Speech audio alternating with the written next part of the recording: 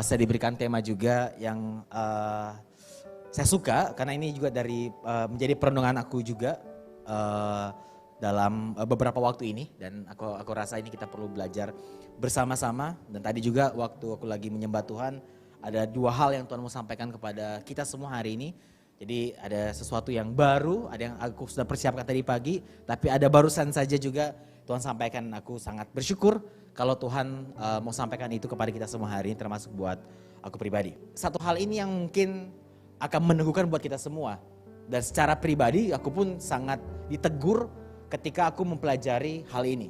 Bahwa ternyata untuk meletakkan dasar dalam kehidupan kita, gak bisa dalam satu momen saja. Itu harus continue. Ya, ini berbahaya kalau kita merasa bahwa membangun dasar di dalam Tuhan hanya sebuah monumen di masa lalu. Ya, ternyata membangun dasar itu harus continue, saudara.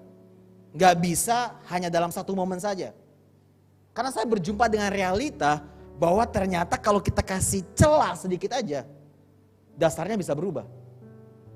Dan apa yang kita lakukan dalam kehidupan kita sebenarnya kalau saudara perhatikan, apa yang kita lakukan, apa yang kita pilih adalah sebuah rangkaian dari tindakan kita sedang meletakkan dasar dalam kehidupan kita. Berarti kalau setiap hari yang kita lakukan, tindakan yang kita lakukan, keputusan yang kita lakukan adalah sebuah tindakan di mana kita sedang meletakkan dasar dalam kehidupan kita. Gak bisa hanya satu momen saja saudara kita letakkan dasar.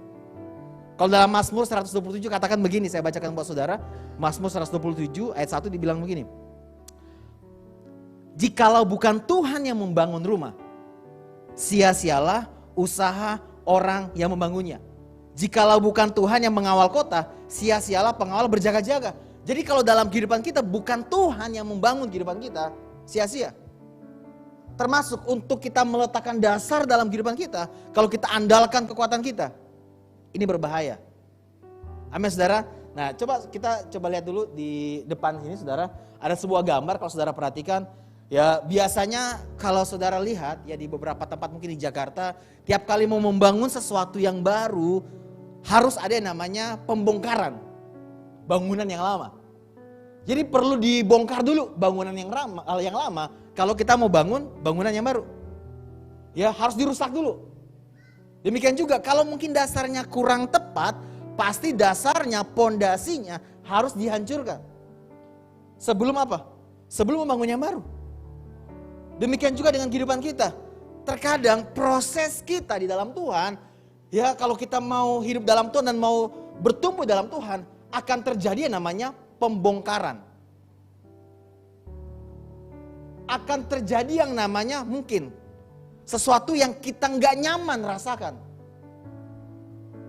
Karena sudah bertahun-tahun kita hidup, kita sudah bangun bangunan yang lama, sehingga waktu dibongkar nggak nyaman buat kita. Karena dari kecil, kebayang nggak saudara? Dari kecil ada pilihan-pilihan yang kita pilih yang begitu banyak yang keliru, atau ada hal-hal yang kita tidak tahu, dan ternyata semuanya itu sudah kebangun. Dan kita berpikir di dalam Tuhan kita mau cuma nyaman-nyamannya doang. Kita pasti akan berjumpa dengan realita di mana Tuhan akan bongkar banyak hal dalam kehidupan kita. Pegangan-pegangan yang selama ini mungkin di luar Tuhan. Di mana kita selama ini hanya berpegang sama kemampuan kita. Keyakinan kita bangun dari diri kita. Bukan Tuhan, pada akhirnya Tuhan harus hancurkan dan dia harus tega. Karena dia gak tega membiarkan kita terus begitu saja. Supaya bangunan lama ini gak terus terbangun. Makanya kalau aku buat statement kayak gini saudara. Terkadang kita perlu dibentur supaya kita mau dibentuk. Supaya kita dibentuk. Terkadang benturan harus ada karena Tuhan mau bentuk kita. Gak enak. Kata siapa? Enak saudara dibentur. Kita berjumpa dengan realita bahwa ada orang-orang yang terdekat dengan kita mengkhianati kita. Ya tapi gimana kita mau belajar mencintai kalau kita gak belajar untuk menerima kalau kita sedang disakiti. Benturan akan ada. Makanya satu hal yang paling esensi buat aku, 3 hal yang sangat penting ya dalam pertumbuhan kita, yaitu jelas hubungan dengan Tuhan, firman Tuhan dan juga keluarga Tuhan. Nah biasanya sama Tuhan mungkin oke. Firman Tuhan baca banget. Tapi dalam keluarga Tuhan, nah ini yang menarik. Di sini kita lagi dibentuk. Di mana semakin dekat dan semakin dekat dengan orang terdekat, semakin kelihatan yang jahat-jahat. Tapi bukankah di situ indahnya, saudara? Justru kita akan diproses dalam mencintai waktu kita disakiti. Ya makanya kalau saudara di dalam komunitas, di gereja, semakin saudara dekat saudara semakin lihat. Ternyata dia kelemahannya kayak gitu. Tapi aku sering bilang, justru di situ kita dibentuk. Jangan jadi tamu yang lihat kelemahan langsung pergi. Jadilah keluarga yang meskipun lihat kelemahan, dia tetap stay. Yesus tahu banget kelemahan kita. Tapi dia gak pernah tinggalin kita. Ya terus mencintai kita. Nah, kita semua ini pasti tahu hal ini. Kita semua gak suka kalau orang pakai topeng. Atau hidup dalam kepalsuan. Gak suka kan? Tapi yang jadi pertanyaannya adalah, siap gak kita kalau topengnya lepas? Siap gak kita kalau dia tampilkan dirinya saat itu apa adanya? Karena semua orang gak suka orang pakai topeng, tapi gak semua orang siap ketika topeng itu lepas. Jadi maunya apa? Makanya Tuhan mau kita semua harus dibentuk kembali. Supaya pola-pola dunia, pesan-pesan dunia tentang cinta dan apapun itu, yang salah Tuhan harus hancurkan, supaya pada akhirnya hanya kebenaran Tuhanlah yang menjadi pondasi dalam kehidupan kita. Kalau saya bacakan saudara dalam 1 Korintus 3 ayat 11 katakan begini, saya bacakan buat saudara, tidak ada di slide. 1 Korintus 3 ayat 11 katakan begini. Karena tidak ada seorang pun yang dapat meletakkan dasar lain daripada dasar yang telah diletakkan, yaitu apa? Yesus Kristus. Ini keren banget saudara, saya bacakan lagi. Karena tidak ada seorang pun yang dapat meletakkan dasar lain daripada dasar yang telah diletakkan, yaitu Yesus Kristus. Ya ayat 12, entahkah orang membangun di atas dasar ini dengan emas, perak, batu permata, kayu, rumput kering atau jerami. Sekali kelak, pekerjaan masing-masing orang akan nampak. Kalimat selanjutnya ini keren banget, dikatakan begini. Karena hari Tuhan akan menyatakannya, sebab ia akan nampak dengan api dan bagaimana pekerjaan masing-masing orang akan diuji oleh api itu. Saya juga menyadari saudara, saya pikir saya sudah meletakkan dasar yang kuat.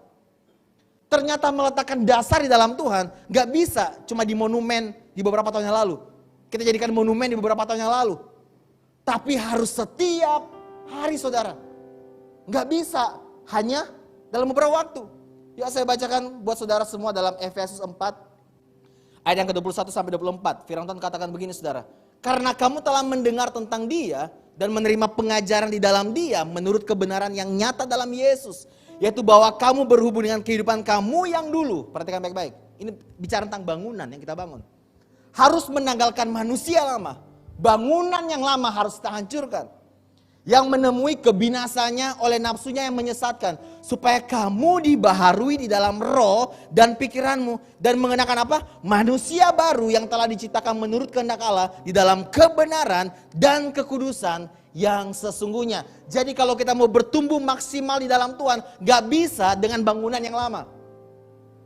Dengan jubah yang lama. Saya berdoa Roh Kudus bicara sama kita satu persatu untuk melihat.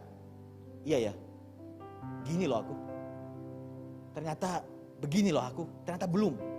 Dan gak apa-apa saudara. Kita mungkin hari ini ada yang lagi beriman banget sama Tuhan. Tapi mungkin kayak udah mulai skeptis, udah mulai gak beriman sama Tuhan. Yang dulu mencintai Tuhan banget, tapi sekarang gak lagi mencintai Tuhan banget. Tapi kalau kita berkumpul hari ini, semua karena inisiatifnya Tuhan. Bawa apa yang kita punya. Even cuma 0,01 kita bawa kepada Tuhan, Tuhan bisa ubah semuanya. Gak ada yang namanya kesia-siaan dalam membawa apapun dalam hadirat Tuhan. Gak pernah sia-sia. Jadi saudara siap mengalami yang namanya goncangan? Benturan. Kenapa itu penting saudara? Karena keadaan yang menggoncang kita akan menunjukkan siapa kita. Ternyata begini, masalah yang kita hadapi bukan hanya menunjukkan seperti apa masalah itu. Tapi masalah yang kita hadapi juga menunjukkan siapa diri kita. Apa yang ada di hati kita. Jadi jangan buru-buru hakimi masalahnya, orangnya. Coba lihat, mungkin semuanya harus terjadi untuk menunjukkan seperti apa kondisi hati kita. Amin saudara. Karena perjumpaan kita dengan Tuhan gak langsung buat kita jadi sempurna. No. Kita baru, manusia baru, rohnya yang baru. Tapi jiwanya masih perlu harus terus menerus diperbaharui. Seperti yang Kolose 3:10 katakan, dan telah mengenakan manusia baru yang terus menerus diperbaharui. Dan bersyukur sama Tuhan kalau ada goncangan. Jadi jangan dikit-dikit mengeluh karena keadaan yang gak baik atau orang yang gak baik. Itu bisa saja Tuhan pakai untuk tujuan yang baik. Untuk mengeluarkan ampas di hati kita. Oh ternyata aku ini masih kayak gini. Ya makanya jangan buru-buru hakimi orang. Jangan buru-buru hakimi masalah. Coba pahami. Bisa saja keadaan yang gak baik itu, orang yang gak baik itu untuk membuat kita jadi lebih baik. Amin saudara. Ini bicara tentang diri kita. Tadi beberapa sudah kita bahas. Bahwa diri kita sebenarnya terdiri dari 3 hal. Yang setiap hari kita jalani. Yang pertama ada yang namanya the shiny me. The shiny you, the shiny me. Yang kedua the real me. Yang ketiga the true me. Shiny me bicara tentang persona yang kita bangun di luar. Atau secara gak sadar kebangun. Di sosial media, wah ini rohani sekali nih orangnya. Tegas sekali nih, quote semua. Wah ini luar biasa rohaninya. Dia bangun persona. Atau kalau nggak sadar, secara nggak sadar kebangun personanya. Image yang dia ciptakan untuk orang lihat. The shiny. Nah, the true me ini yang kita tahu. Bahwa identitas kita dalam Tuhan adalah anak-anaknya Tuhan. Kita semua adalah hamba-hamba kebenaran, amin. Tapi jangan lupa the real me. Ini bicara tentang kita saat ini. Kita setiap hari. Di mana teman-teman nanti akan, Bapak Saudara sekarang akan melihat, ternyata saya ini sombong. Ternyata saya ini punya kepahitan. Itu apa? Apakah true me? No. Ini real me. Jadi kesadaran kita bahwa ternyata real me ini perlu kita sadari, perlu kita jumpai dan bawa terus kepada Tuhan supaya kita menyadari bahwa kita punya identitas yang sebenarnya. Kepahitan bukan identitas kita, saudara. Jatuh dalam dosa bukan identitas kita. Tapi perlu kita sadari. Karena yang paling bermasalah dari kita adalah kalau kita gak sadar kita ini bermasalah. Punya kerenan hati untuk mengakui, iya ya gue sombong ya. Gue pikir gue hamba Tuhan. Masih jadi hambatan Tuhan. Gue pikir hamba Tuhan masih hamba cuan. Dan gak apa-apa saudara untuk menyadari itu. Yang tadi yang kita bahas dari awal. Karena untuk membangun dasar gak bisa cuma 1 kali doang. Setiap hari. Amin saudara. Ya, dan saya akan tutup dengan ya, di Lukas 6 ayat 46 sampai 49. Saya suka banget ayat ini. Ini jadi penggambaran yang utuh tentang yang namanya dasar yang tepat untuk kita bangun. Dikatakan begini, saya bacakan buat saudara. Mengapa kamu berseru kepada aku, Tuhan, Tuhan, padahal kamu tidak melakukan apa yang aku katakan. Setiap orang yang datang kepadaku dan mendengarkan perkataanku serta melakukannya, aku akan menyatakan kepadamu dengan siapa ia dapat disamakan. Dikatakan begini, ia sama dengan seorang yang mendirikan rumah, orang itu menggali dalam-dalam dan meletakkan dasarnya di atas batu. Ketika datang air bah dan banjir melanda rumah itu tidak dapat digoyahkan karena rumah itu kokoh dibangun. Akan tetapi barang siapa mendengar perkataanku tetapi tidak melakukannya, ia sama dengan seorang yang mendirikan rumah di atas tanah tanpa dasar. Ketika banjir melandanya, rumah itu segera rubuh dan hebatlah kerusakannya. Ada persamaan dan perbedaan dari 2 orang ini. Persamanya adalah sama-sama kena masalah. Sama-sama kena air bah. Tapi punya perbedaan di sini. Dasarnya berbeda. Dan kalau saudara perhatikan baik-baik, kalau kita mau jadi orang percaya yang membangun kehidupan kita di atas dasar yang kuat, ada 3 hal ini yang perlu kita lakukan. Dikatakan apa? Kita harus datang kepada Tuhan, mendengarkan Tuhan, serta melakukannya. Jadi bukan cuma ngomong, Tuhan, Tuhan. Karena semua orang bisa ngomong Tuhan, Tuhan. Iblis pun tahu siapa Tuhan. Tapi 3 hal ini yang perlu kita lakukan. Kalau kita mau membangun di dasar Tuhan. Dasar kehidupan kita di dalam Tuhan. Yaitu apa? Kita datang, kita dengar, kita lakukan. Kita datang, kita dengar, kita lakukan. Datang sama Tuhan, mungkin kita suka datang sama Tuhan. Karena kita tahu bahwa kita gak bisa hidup tanpa Tuhan. Tapi apakah kita sudah mau belajar mendengarkan Tuhan? Kalau saya sering bilang begini, jangan hanya mau didengarkan oleh Tuhan, belajar mendengarkan Tuhan. Kenapa kita penting untuk dekat? Ya kalau bicara tentang iman itu datang karena dua hal ini saudara. Yaitu iman datang karena pemberian, karena keintiman kita dengan Tuhan. Yang kedua, iman datang karena firman. Jadi iman datang karena keintiman, iman juga datang karena firman. Gimana kita mau berpengharapan sama Tuhan, gimana kita meletakkan dasar kita di dalam Tuhan kalau kita nggak punya kedekatan, kalau kita nggak punya kerinduan akan firman. Jadi iman datang kenapa? Keintiman. Iman itu pemberian. Minta sama Tuhan, Tuhan berikan aku iman. Jangan iman yang besar, iman yang benar. Amin saudara. Iman yang besar bisa mengatakan kepada gunung-gunung akan pindah. Tapi iman yang benar akan tetap percaya kepada Tuhan meskipun gunung gak pindah. Yang kedua, iman datang karena firman Tuhan. Saya suka banget firman Tuhan katakan begini, kamu telah dimerdekakan dari dosa dan telah menjadi hamba kebenaran. Kita harus yakini hal itu. Kita harus sadar bahwa kita menjadi hamba kebenaran bukan karena performa kita, bukan karena usaha kita.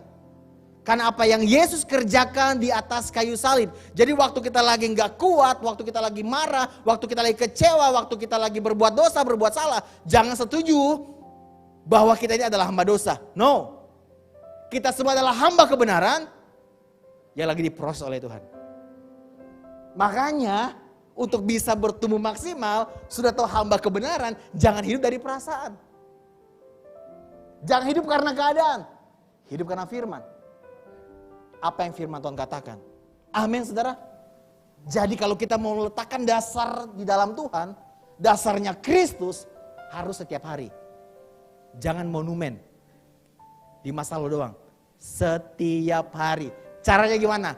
Datang, dengar, dan satu hal juga, taat. Makanya kalau saudara baca lagi di Lukas ini bisa bicaranya tentang konteksnya sebenarnya tentang ketaatan.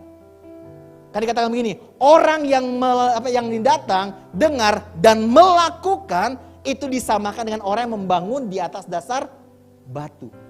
Jadi ketaatan, atau kalau aku buat quotes kayak gini, taat pada akhirnya akan membuat kita kuat. Kalau kembali lagi dalam Lukas 6 tadi, konteksnya itu bicara tentang ketaatan. Ternyata kalau kita membangun dasar yang tepat di dalam Tuhan, kita harus datang dengar, tapi jangan lupa taat. Karena waktu kita taat akan membuat kita kuat. Kenapa kuat? Karena bukan kita yang hebat, tapi karena Tuhan yang kuat. Setiap firman-Nya punya kekuatan. Ya, Ibrani 11 ayat 1 katakan begini, iman pada akhirnya adalah dasar dari segala sesuatu yang kita harapkan dan bukti dari segala sesuatu yang tidak kita lihat. Amin. Jadikan hubungan kita dengan Tuhan, kerinduan kita baca firman, membaca firman dan ketaatan kita kepada Tuhan sebagai hal-hal yang perlu kita lakukan setiap hari. Karena waktu kita lakukan itu, kita sedang meletakkan dasar yang kuat di dalam kehidupan kita. Dan bahkan dalam situasi yang gak mudah, tetap pilih respon yang benar. Karena kalau saudara pilih respon yang benar dalam tekanan yang besar, saudara akan bisa melihat pekerjaan tangan Tuhan yang besar.